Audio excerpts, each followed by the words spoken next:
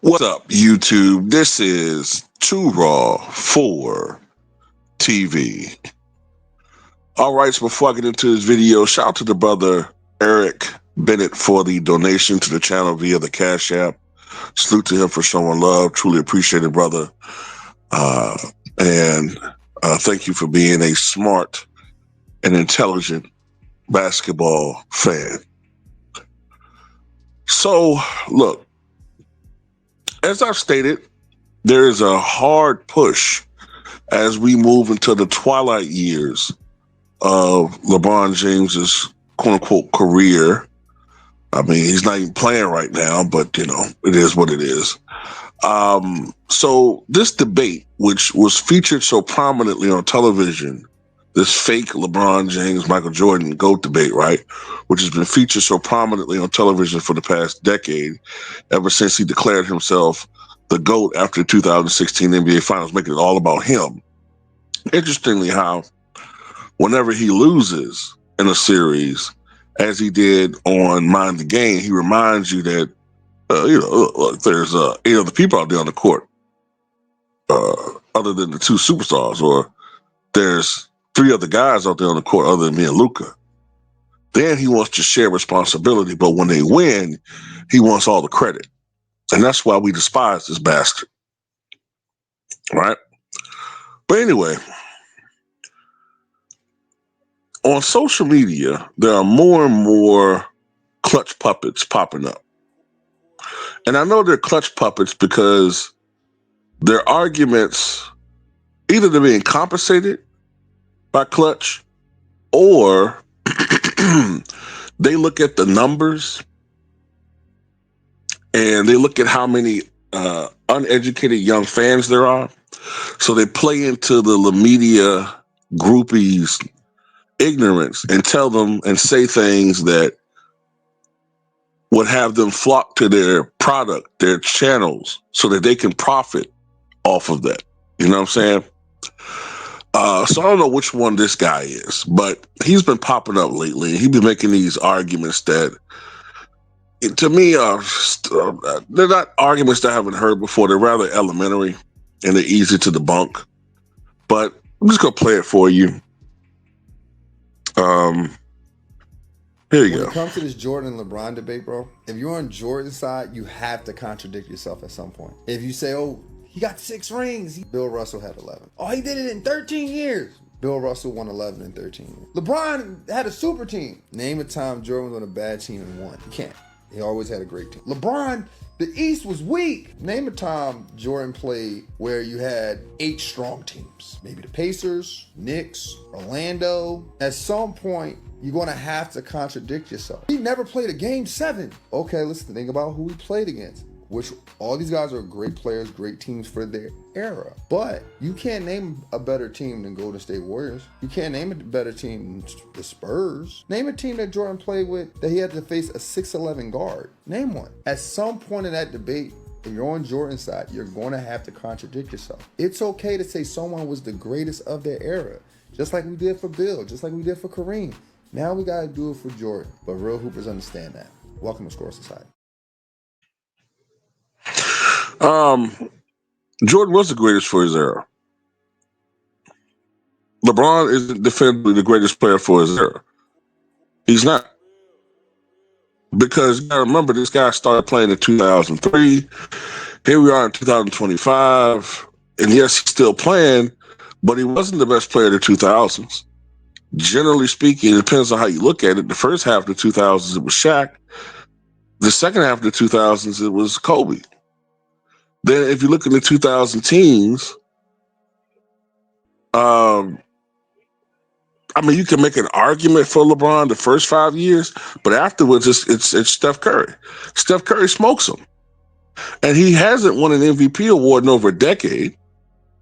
He hasn't won a championship since the bubble, which most people don't even take much stock in or put much stock in. Generally speaking, most people consider the best player right now to be either Shea or, Joker.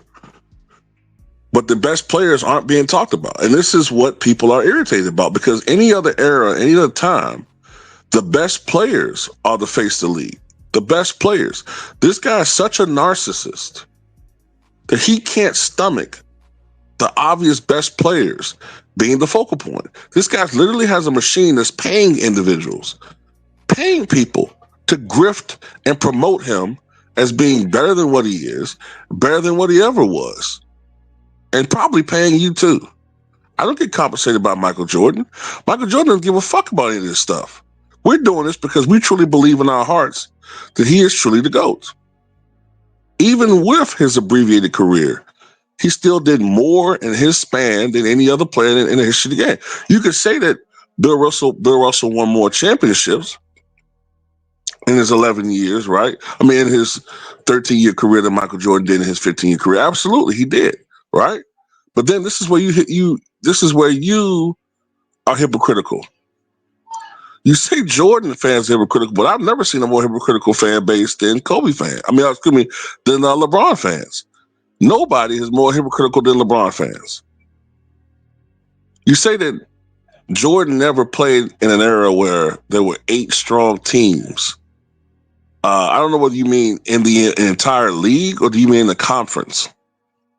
Is that what you mean?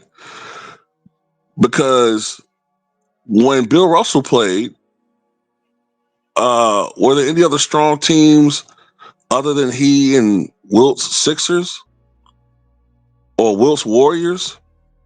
I mean, were there? Maybe the Lakers with West and Baylor, and that's about it. The reason why the Celtics were able to win for so long and be so dominant is because players didn't really have the freedom that they have today. Once you're under contract with a franchise, they had your rights. They had the right to trade you. The only thing you really could do that was your own right was to retire. Other than that, they were able to keep players for a very, very long period of time. The Boston Celtics dynasty of the 60s could not exist today. It wouldn't have existed today. Same thing for the Yankees dynasties of the 20s and 30s, the 40s, 50s, and into the 60s. Free agency has made dynasties almost impossible. So let's go back to this thing about 8 strong teams. When the Chicago Bulls were winning their second championships, I mean, it should be their second three-peat, you had the Chicago Bulls in the Eastern Conference, right? Other teams that were strong in the Eastern Conference, if you go back to like the 96-97 season, right? Other teams that were strong in the Eastern Conference, you had the New York Knicks, right? Matter of fact, the New York Knicks probably would have went to the Eastern Conference Finals in 97 had not been for that ridiculous suspension during the playoffs of most of their talented players in that series against Miami. But in 97, Miami won 61 games. That's another strong team in the Eastern Conference, right? So that's 3. Then you still had Grant Hill's Pistons.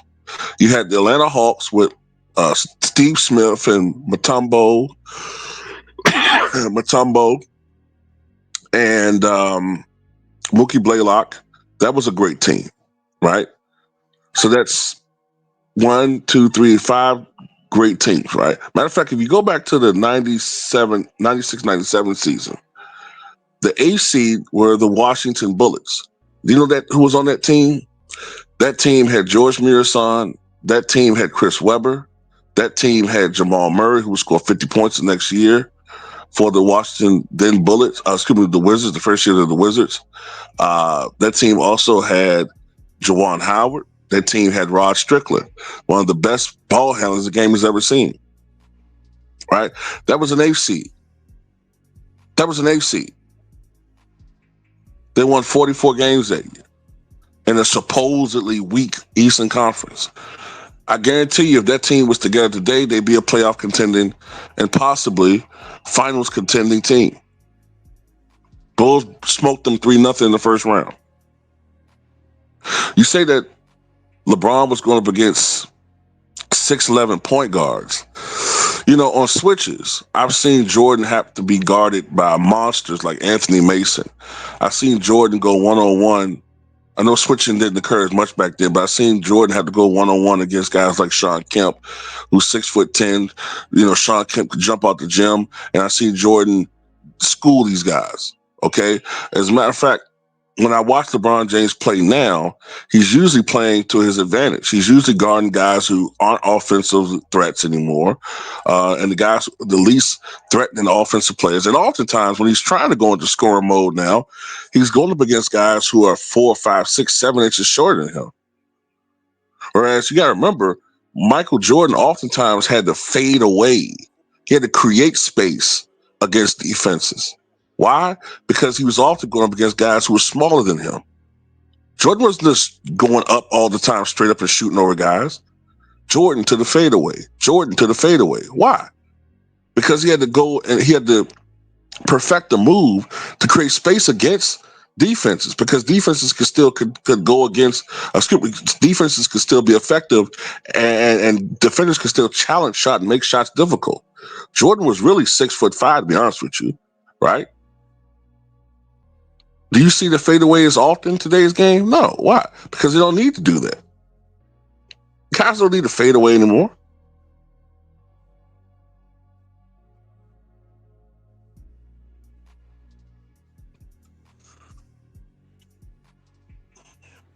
And you say that we didn't see, Jordan didn't see teams as, anything like the Golden State Warriors or anything like the Spurs. Well, Shaq and Kobe used to make mincemeat out of the Spurs. So, I don't know about that. And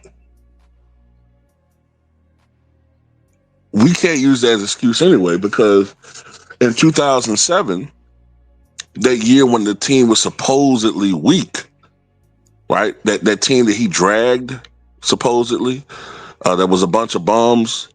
I think recently that disrespectful bastard said something to the effect of, "Oh, I don't know how he made it to the finals of that team." Well, LeBron only averaged 25 points per game in that whole finals run on 42% shooting. People think that every game that LeBron had was that 48-point performance on the road against the Pistons. But people fail to remember that the very next game, the game that got them to the NBA Finals, Daniel Boobie Gibson scored 31 points off the bench, hit 5 3-pointers. But that's what media lies and narrative do. But that Warriors team, wasn't that the same team that was down 3-1 themselves against the Thunder? But unlike the Cavaliers, the Thunder didn't benefit from, some series altering injury to Andrew Bogut, or a series altering suspension to one of their key players at the time for the Warriors. They didn't have that benefit.